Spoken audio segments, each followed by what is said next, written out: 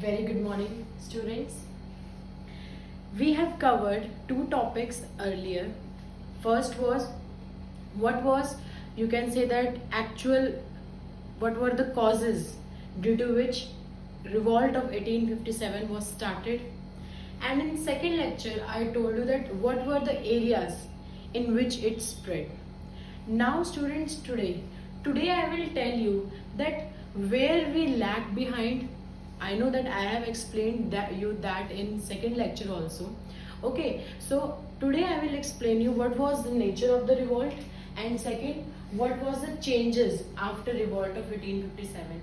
Means मैंने आपको समझाया कि ये जो रिवॉल्ट है ये इतना, यू कैन से दैट इतना ज़्यादा you can say that rebellious हो सकता था, कभी ब्रिटिशर्स ने सोचा नहीं था।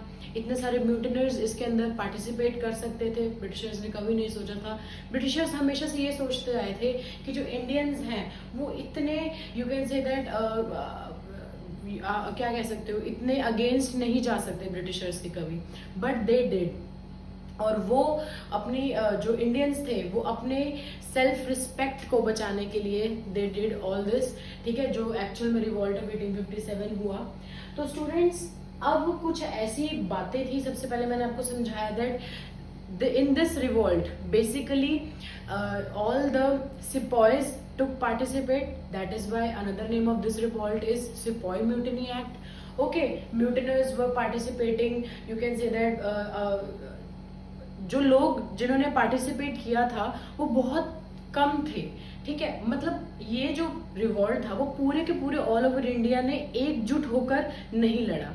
दूसरा, एक जो कॉमन कॉज माना जाता है कि सबका एक मुद्दा नहीं था, सिर्फ एक मुद्दा हो ब्रिटिशर्स के खिलाफ। सोल्जर्स ये इसलिए लड़ाई कर रहे थे क्योंकि उनको बड़ी बड़ी पोजीशंस ब्रिटिशर्स नहीं देते थे, ठीक है, और आर्टिसंस इसलिए लड़ाई कर रहे थे, या फिर बाकी सारे अपना जो एंगर है वो किसी ना किसी वे में प्रकट कर रहे थे। But that was not, you can say that इतना इम्पैक्ट नहीं कर रहा था ब्रिटिशर्स को, ठीक है। तो बट जो सिपॉइस का मेनली ये रीजन था, रूलर्स का ये रीजन था कि उनकी टेरिटरीज उनसे छीनी जा रही थी। तो सबके अपने अपने कॉजेस थे, एक कॉमन कॉज नहीं था। तो यहाँ पर हमने बहुत ज़्यादा लैक किया, ये हमारी बहुत ज़्यादा गलती हो गई, यू कैन से दैट गलती इन द सेंस कि ये हमारी बहुत बड़ी वीकनेस हो गई। ओके स्टूडेंट्स, तो और तीसरा पॉइंट इसमें मैं आपको समझाऊं। तीसरा पॉइंट ये था कि all didn't participate in this revolt of 1857। Means आप क्या कहते हैं, इंदौर ले लो, हैदराबाद ले लो, ठीक है, towards Punjab region and towards different regions, they didn't participate, rather they helped. Okay, Rana of Nepal, they helped Britishers in facing the revolt with Indians only. मतलब वो बोलते हैं ना, अपने ही अपनों को गम देते हैं, वही वाली बात यहाँ पर आ गई थी कि हमारे अपने ही ब्रिटिशर्स के साथ मिले हुए थे, ठीक है। बिकॉज क्योंकि ब्रिटिशर्स उन पर इतना यू कैन से दैट उनको इतना फेवर कर रहे थे, और क्योंकि एक्चुअल में ब्रिटिशर्स की जो पॉलिसी रही है ना, डिवाइड एंड रूल वाली, कि लोगों को आपस में बांटो और फिर उनके ऊपर रूल करो, ये उनकी शुरुआत से ही पॉलिसी रही है। तो उन्होंने कुछ इंडियंस को तो हमेशा प्रिविलेज दिया, बड़े बड़े जमींदार हो गए, ठीक है, लैंडलॉर्ड्स हो गए, उनको तो प्रिविलेज दिया। बट जो गरीब लोग थे, जो एक्चुअल में सफरर्स थे, वो बहुत ज्यादा परेशान हुए इस रिवॉल्ट के अंदर। तो उन्होंने एक्चुअल बेसिकली ये लड़ाई लड़ी। अब इसके अंदर हमारे जो, और मैंने आपको पिछले लेक्चर में समझाया कि we were not having good armed rifles, you can say that advance technology, army equipments we were not having proper. So that was the mainly reason.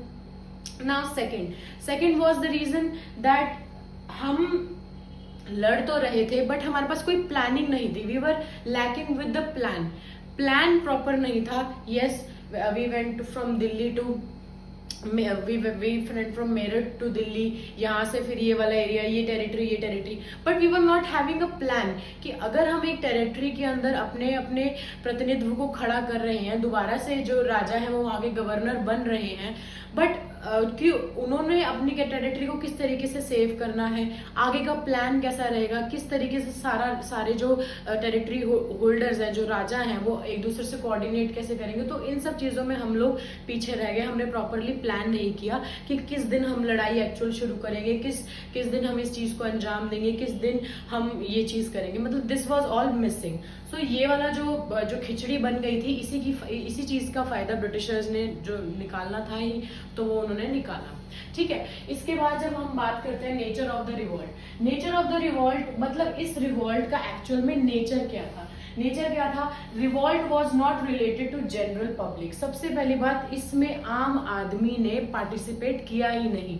ठीक है, मैंने आपको पहले भी समझाया, it was a sepoy mutiny act. बहुत ही कम लोगों ने जो एक्चुअल में अफेक्टेड थे, और जो अफेक्टेड नहीं थे उन्होंने इसकी इंपॉर्टेंस नहीं समझी, वो कहीं ना कहीं डर गए। पर जिन्होंने इसकी इंपॉर्टेंस समझी वो बहुत ही कम लोग थे, और बेसिकली वो रूलर्स और सिपॉयज ज्यादा थे। ठीक है, आर्मी पीपल ज्यादा थे।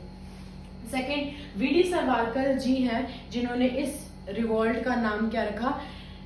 India's first war of independence. Students, इस बात को हमेशा याद रखना, the revolt of 1857 is also known by the name India's first war of independence. After that, discontent of Indian towards British rule. Yes, कहीं ना कहीं हमारे दिल में ये भावना थी that Britishers do not think that we are capable of anything. मतलब इंडियंस किसी भी चीज में कैपेबल हो सकते हैं, किसी भी चीज को अच्छी तरीके से कर सकते हैं, उनसे बेटर पोजीशन में खड़े हो सकते हैं, उनको भी रूल कर सकते हैं। नो, तो यहाँ पर जो हम इंडियंस और ब्रिटिशर्स का जो डिसकंटेंट था, वो क्या कहते हैं, इंडियंस के लिए बहुत ज्यादा हार्म हो रहा था, क्योंकि हमारी लैंड, हमारा सब कुछ, और and we were overruled by some other people, so this was the discontent. Second, Hindus and Muslims participated equally in the revolt of 1857. Hindu Muslim भाई Hindu Muslim participated equally and they showed that कि जब सब मिलकर एक जंग को लड़ते हैं, सब मिलकर एक लड़ाई को लड़ते हैं, तो वो जरूर कहीं ना कहीं, अगर वो कहीं ना कहीं फेल भी होते हैं, तो वो भी एक स्टेप है टुवर्ड्स विनिंग। ओके, बोला जाता है ना, failure is the step towards winning. Students, this is a very famous quote कि अगर आप कहीं किसी एरिया में जाकर कहीं भी फेल हो जाते हैं, तो वो भी एक सीढ़ी है आपके जीतने की।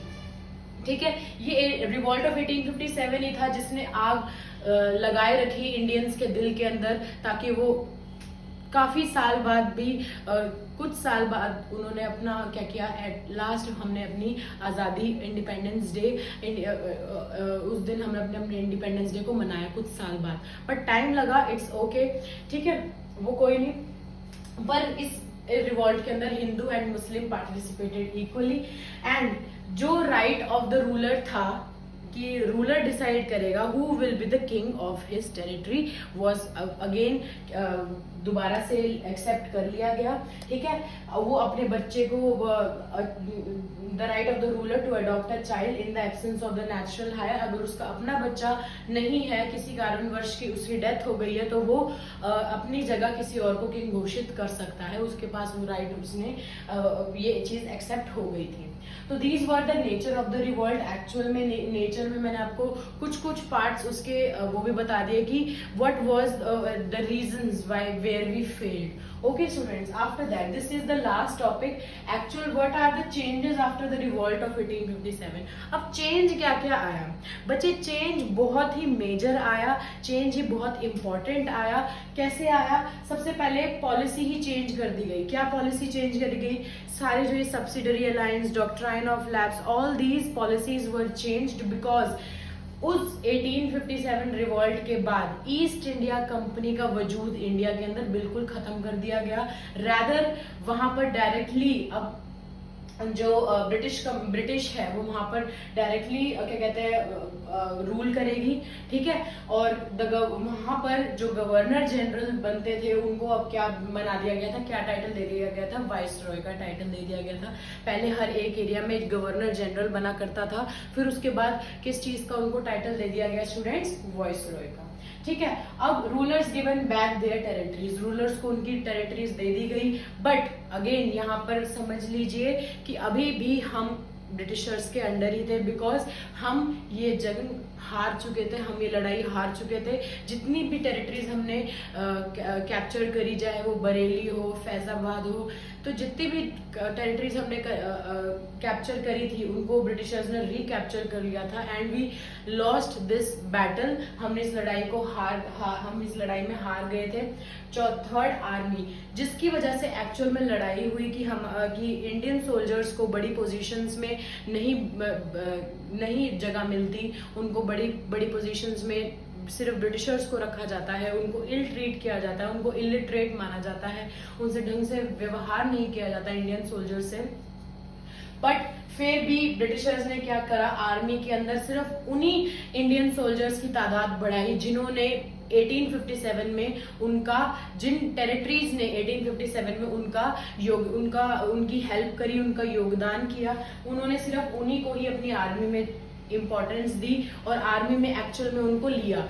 जिन जिन टेरिटरीज में ने ब्रिटिशर्स के साथ लड़ाई करी थी, उन टेरिटरीज की आर्मी को ब्रिटिशर्स ने अपने अंडर नहीं लिया। और फिर तब भी आफ्टर 1857 भी जो ये है, आप ये लगा लो, इंडियंस की भर्ती तो हुई पर उन एरियाज में ज्यादा हुई जिन्होंने ब्रिटिशर्स का साथ दिया था 1857 में, ठीक है।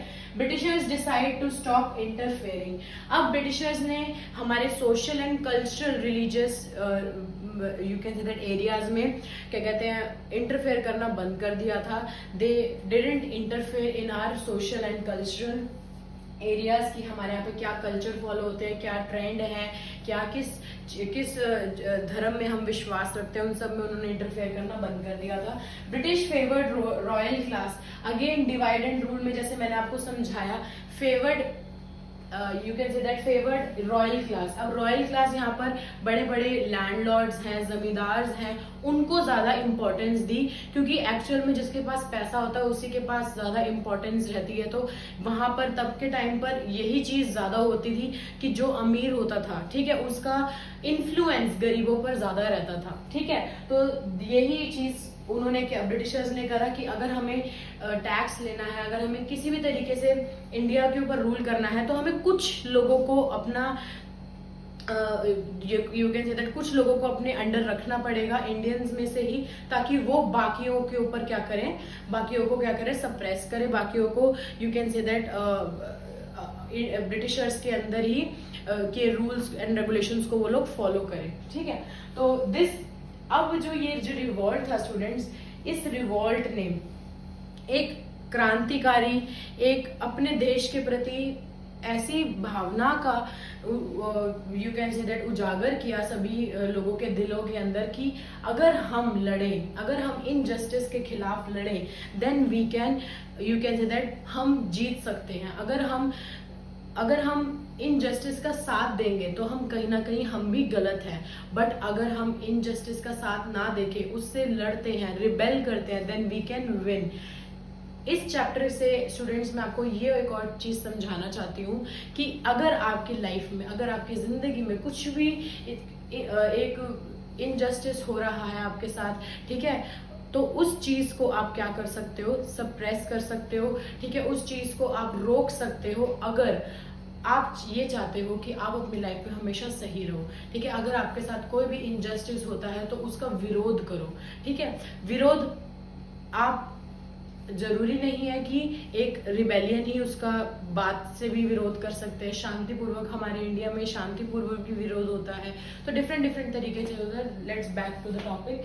तो this was a chapter was all about student, इसके अंदर जो इंपॉर्टेंट क्वेश्चंस रहेंगे वो यही रहेगा कि ये जो रिवॉल्ट है वो किस किस एरिया में सबसे ज्यादा स्प्रेड आउट हुआ, ठीक है। उसके बाद ये क्वेश्चन इंपॉर्टेंट रहेगा, who was the governor general, ठीक है। और ये इंपॉर्टेंट क्वेश्चन रहेगा, third question will be important like कि after revolt of 1857, what were the changes क्या क्या आए रिवॉल्ट ऑफ 1857 के बाद, ठीक है, and what were the causes of revolt of 1857. So these were the topics which I have covered, और ये आपका थर्ड पार्ट है जिसके अंदर मैंने आपको nature of the revolt and changes of revolt of 1857 समझाया है. होप आपको समझ में आया होगा.